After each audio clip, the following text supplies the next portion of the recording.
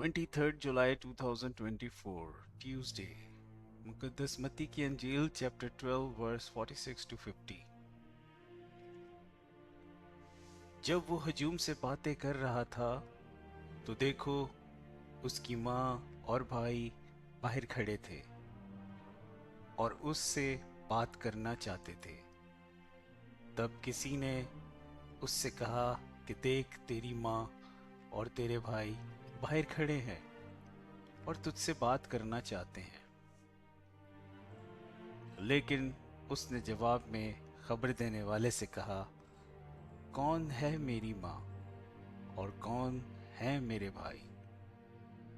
और अपना हाथ अपने शागिर्दों की तरफ बढ़ाकर कहा कि देखो, मेरी माँ और मेरे भाई। क्योंकि जो कोई मेरे बाप की जो आसमान पर है मर्जी पर चलता है, मेरा भाई और मेरी बहन और मेरी माँ वही है।